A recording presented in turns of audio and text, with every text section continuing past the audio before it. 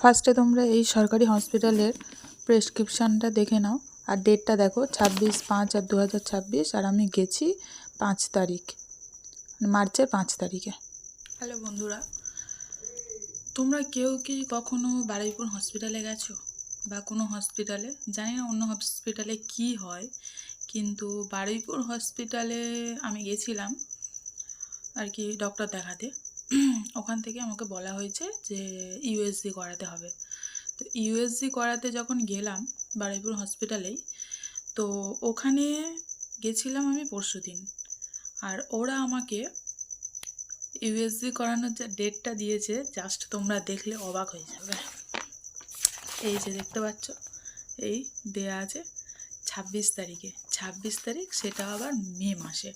আর আমি গেছিলাম ওখানে মার্চের 4-5 তারিখে, মার্চের 5 তারিখ হবে, 5 তারিখে আমি গেছিলাম যে ডাক্তার দেখাতে। তো ওখান থেকে যখন বলল যে তোমার ইউএসজি করাতে হবে, আমি বললাম ঠিক আছে, এটা কি হসপিটালের মধ্যেই করানো যাবে? বলল হ্যাঁ। তো আমি গেলাম। তো ইউএসজি করানোর যে জায়গাটা, ওখানে যাওয়ার পরে যখন আমার আর কি প্রেসক্রিপশানটা দেখলো ওরা, দেখার পর ওরা আমাকে ডেট দিল কি 26 তারিখ, তাও আবার মে মাসে, মানে মার্চ থেকে মে মাস, 3 মাস পরে যদি আমি ইউএসজি করাতে যাই হসপিটাল থেকে, তাহলে সাধারণত পেশেন্ট বাঁচবে বলে আমার মনে হয় না। আর এটা কোনো ডেট দেয়া হলো? হ্যাঁ, এটা কেমন ডেট দেয়া? কারণ মে মাসের 26 তারিখ, আর মানে গেছি আমি মার্চ মাসে 5 তারিখে, 3 মাস পর ইউএসজি। ওরা তো এটা বলে দিতে পারে যে ওটা ওখানে করাতে পারবে না, ওটা বাইরে থেকে করে নিতে হবে। তাহলে সাধারণ মানুষকে এত হেনস্থা করার কি কোনো দরকার আছে?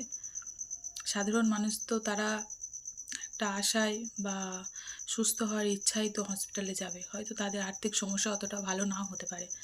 তো সেখানে যাওয়ার পর যদি এরকম হয়, তাহলে তারা হসপিটালে কেন যাবে?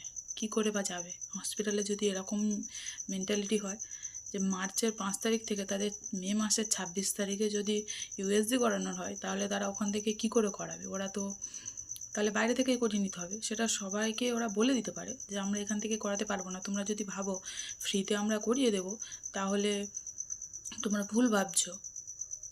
সেই সাধারণ মানুষকে তো এটা ফোর্স করা হচ্ছে যাতে তারা বাইরে থেকে করিয়ে নেয়। তো হসপিটালটা কিসের জন্য? যেটা সরকারি হসপিটাল, এটা কিসের জন্য? দেখো আর একবার ডেটটা, কার কার সাথে এমন হয়েছে কমেন্ট করে